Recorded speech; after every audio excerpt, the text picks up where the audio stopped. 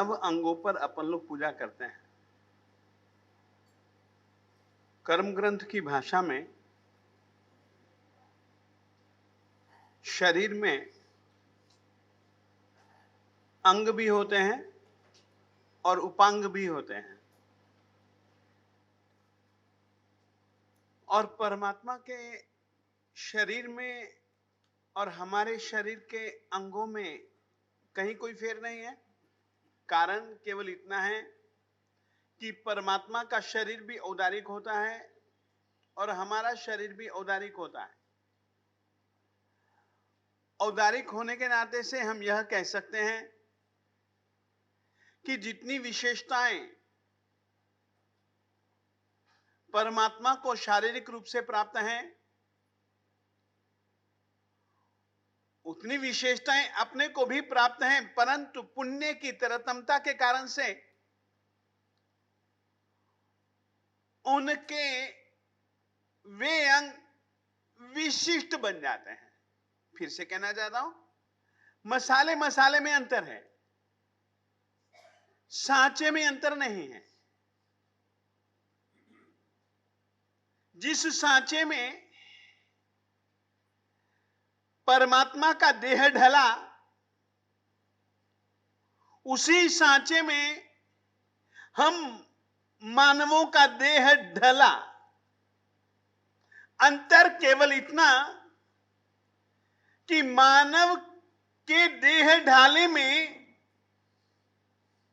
जो मसाला वो सामान्य, और देवादिदेव परमात्मा के देह के ढाले में जो मसाला ढला वो विशिष्ट ही नहीं, विशिष्टतम। और इसकी चर्चा पहले भी मैं कह चुका हूं, आज वापस दोहराना चाहता हूं। मेरी इस बात को लेकर के प्रमाण के रूप में एक छोटा सा श्लोक बोलना चाहूंगा, और उस श्लोक की चर्चा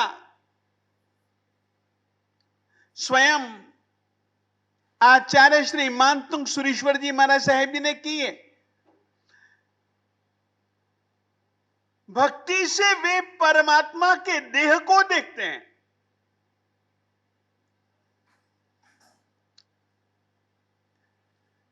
परमात्मा का निर्वाण होने के बाद जो देह कभी चर्म चक्षुओं से देखा जा सकता था,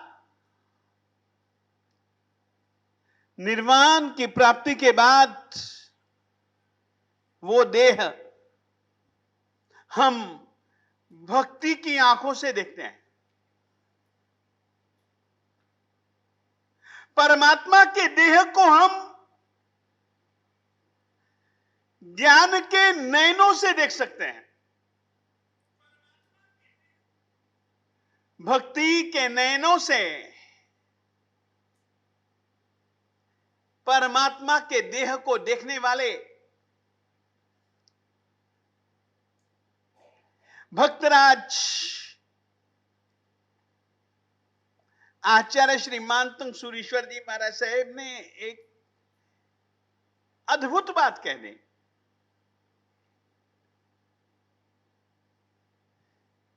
यही शांत राग रुचिभिः परमाणुभिस्त्वं निर्मापितस्त्रिभुवनैकललामभूत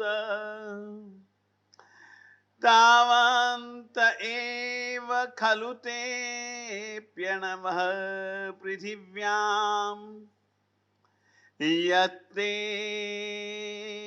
समानमपरं नहि रूपमस्ति। परमात्मा के देह पर जो रूप है, परमात्मा के देह में जो लवणिमा लावण्य है, सुंदरता है, परमात्मा के देह पर जो सौम्यता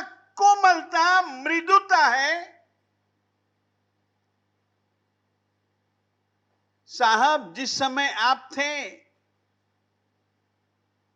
आपके लवणिमा का, आपके रूप का एक हिस्सा भी, एक यानी कि एक हिस्सा भी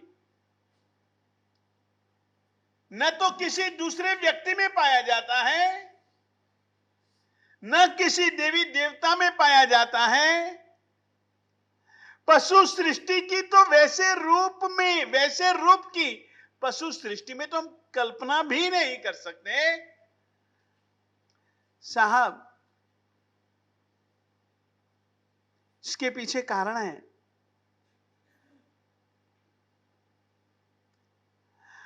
आपके जैसे रूप का एक अंश भी किसी दूसरे में न पाया जाना, वो इस बात का संकेत है आपका शरीर और आपके शरीर में जुड़े हुए वैसे औदारिक वर्गणा के पुद्गल तावंत एव उतने ही थे। वे सभी के सभी वैसे रूप के अंबार, वैसी सौम्यता, वैसी शीतलता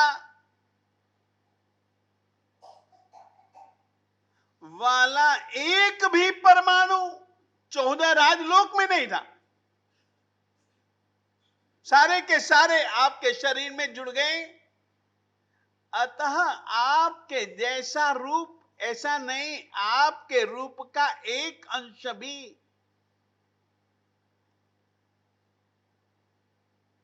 किसी भी दूसरे न देव देवी के पास, न नर नारी के पास मालिक का शरीर इतना अद्भुत होता है।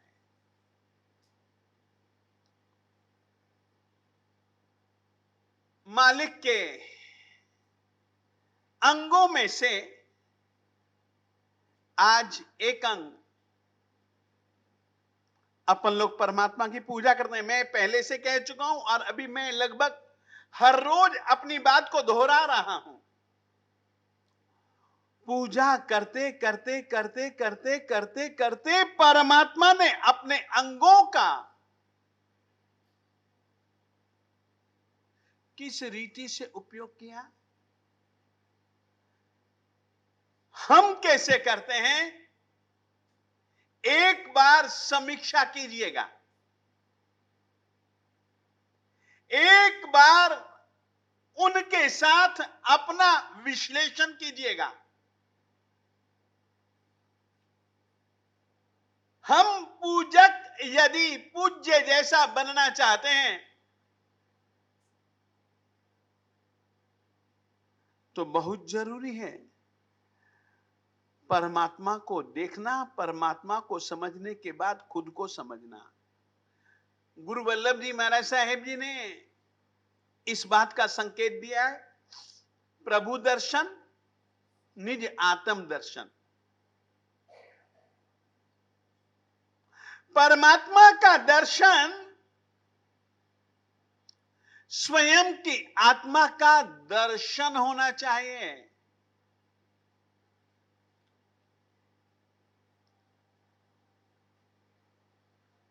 और इस अंग की पूजा से हम परमात्मा की रूपातीत अवस्था का चिंतन करते हैं। फिर से कहना चाहता हूं, जब कभी भी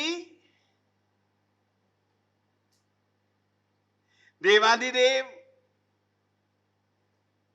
अरिहंत परमात्मा के पास में जाओ, पूजा करो और उनके शिखा कि जिस समय पूजा करो उस समय अपने दिलो दिमाग में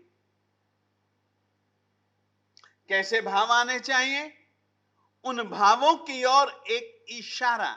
देखिए, इशारा इसलिए कह रहा हूं, इशारा, ये इशारा है। इशारा मंजिल की राह को दिखलाता है। चलना तो अपने को ही पड़ता है ना।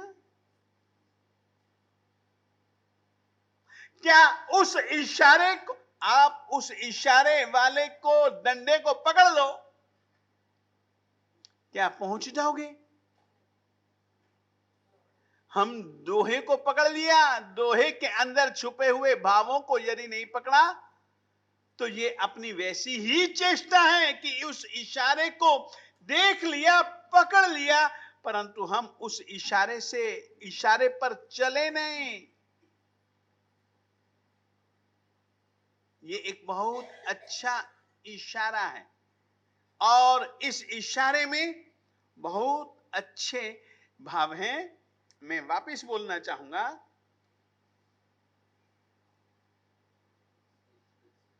सिद्धशिला गुण उजली,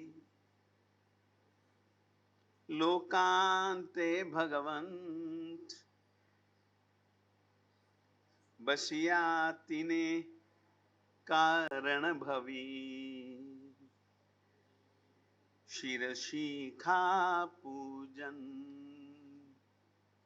लोकांत, लोकांत,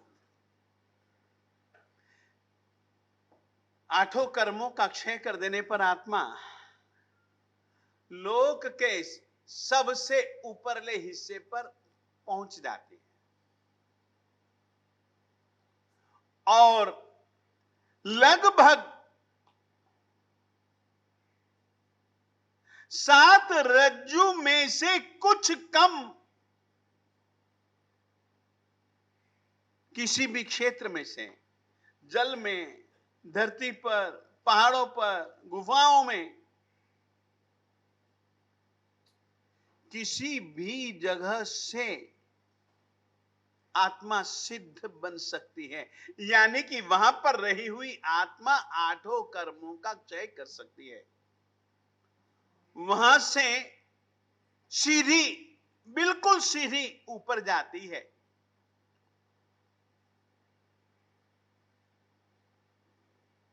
अपने आप जाते हैं, कोई उसको खींच करके नहीं ले जाता है। क्यों? क्यों? आत्मा का स्वभाव है ऊर्ध्वगमन।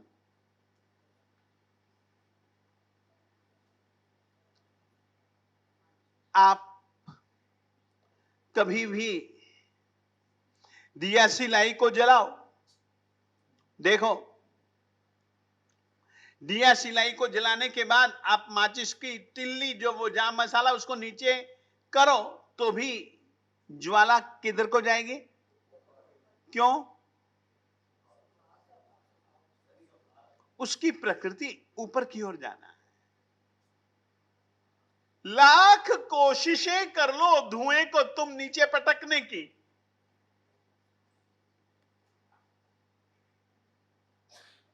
कभी धुआं नीचे आएगा क्या? लाख कोशिशें कर लो पानी को ऊपर ले जाने की, ऊपर जाने के बाद में भी पानी किधर? पानी की प्रकृति नीचे, आग की प्रकृति ऊपर जाना, आत्मा की प्रकृति, शुद्ध आत्मा की प्रकृति कह रहा हूं, अब वो ऊपर जाती है। लोकांत किसको कहते हैं पहले तो ये समझना पड़ेगा, है ना। ये ऐसा तुमने नक्शा देखा होगा, ये लोक का नक्शा है, यह लोक का नक्शा है, पूरा है, और इसके ऊपर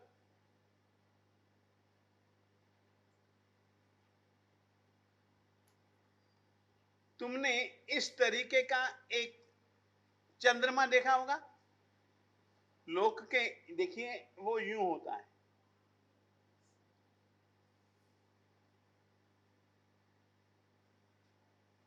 ये इस हिस्से का नाम है सिद्धशिला।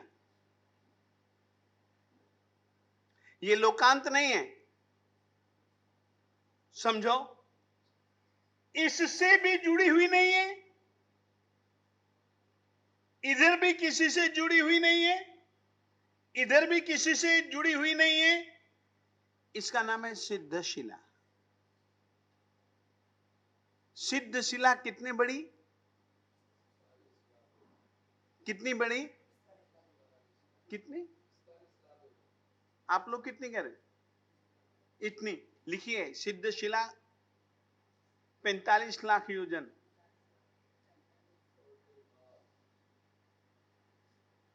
कारण मनुष्य लोक और सिद्धशिला दोनों का माप एक। लोकांत की आप कल्पना कीजिएगा, धरती के किसी भी, मैंने अभी अभी कहा ना, पहाड़ हो, चाहे गुफा हो, चाहे पानी हो, चाहे धरती हो, कहीं से भी आत्मा सिद्ध बन सकता है। और जहां से सिद्ध बनता है, ठीक उसके ऊपर जो आकाश प्रदेश है, उन आकाश प्रदेशों में जो सिद्धात्मा के प्रदेश, आत्म प्रदेश, उनमें वह विलीन हो जाता है। तो वो मनुष्य लोक से 45 लाख योजन से बाहर के हिस्से से कहीं से भी आत्मा सिद्ध नहीं बनती है। इसीलिए जो माप मनुष्य लोक का, उतना ही माप, उससे एक सूत न कम न ज्यादा, वो सिद्धशिला का माप। समझ गए अच्छे ढंग से? लोकांत के विषय में अभी मैं तुमको थोड़ा सा आगे बताना चाहता हूं। ये लोक के अंतिम हिस्से से सबसे पहली नीचे उतरते हुए एक धरती,